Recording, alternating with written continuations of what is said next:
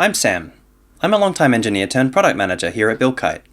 I'd like to talk a bit about Buildkite pipelines and the Buildkite Agent in a cloud-native world. We're thinking pretty deeply about how Buildkite pipelines continues to evolve in a cloud-native future. We're working on a first-class agent stack for Kubernetes and building new tools to help you operate your thousands of agents to make your pipelines go fast, securely.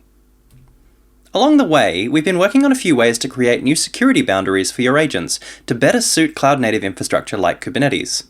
I'd like to introduce some of those here. The first is agent job tokens. Before we dig in though, let's do a quick refresh. Pipelines are defined with steps, and builds run those steps as jobs, which are dispatched to agents on your infrastructure. Buildkite communicates with agents through the Agent API. On your infrastructure, when an agent is started, it registers itself using a configured registration token. This is exchanged for a session token, which persists for the lifetime of the agent and is used to accept and run jobs. The session token is passed into each job using an environment variable so that the job can use Agent API features like artifacts and metadata. The security boundary here in most cases is the host. The agent is a process running on a host, is configured with a registration token stored on or accessible from that host, and jobs are running as subprocesses.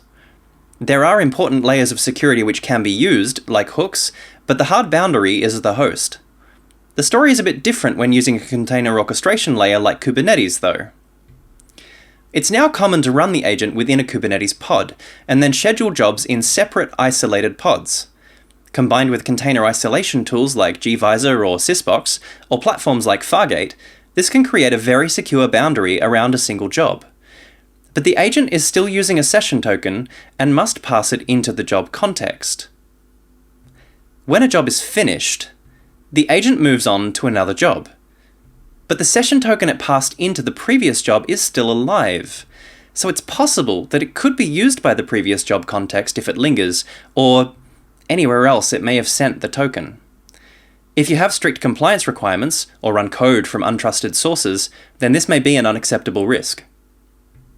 Going back to our host model, instead of passing the session token into the job context, we're introducing a job token.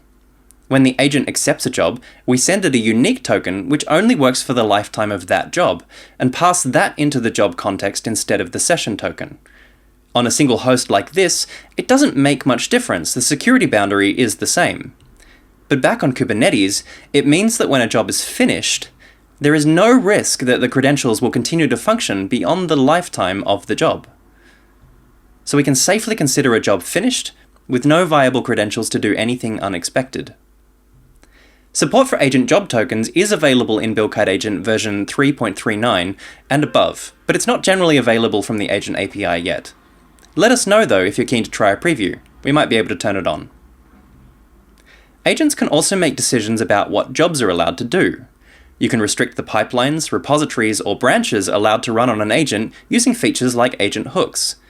But this requires giving the agent a superset of all permissions it might need for any job it runs. Say for example you want to restrict deployments of an ECS service to only the main branch. The agent must have access to a suitable credential or role and share this with the job, so the job can use it to authenticate to AWS.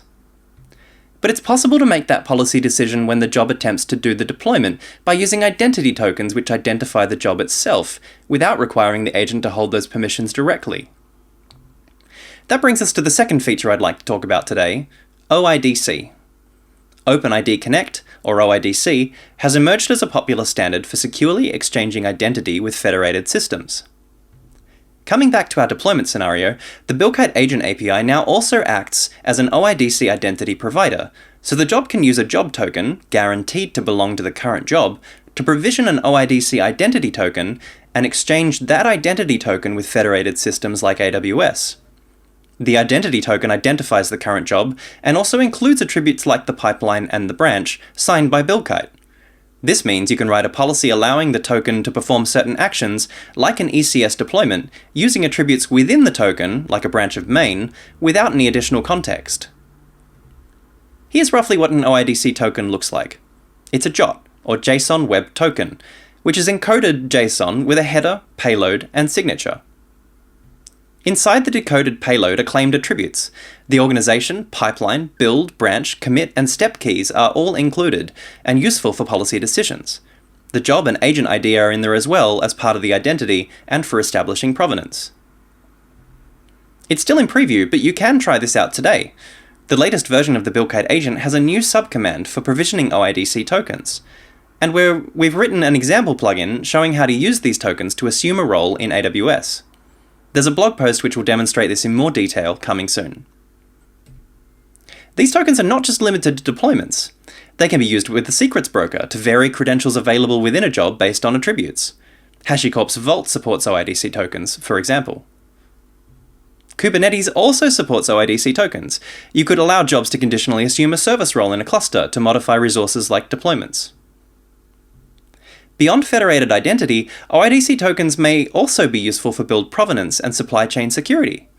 Sigstore have been working on a public certificate authority called Fulcio, allowing OIDC tokens to sign container images at build time so their provenance can be verified later. There's a lot more in store. If you have ideas, or you'd like to come and chat about this stuff, drop me an email, or come say hi in our community Slack. Thanks for listening, and enjoy Unblock.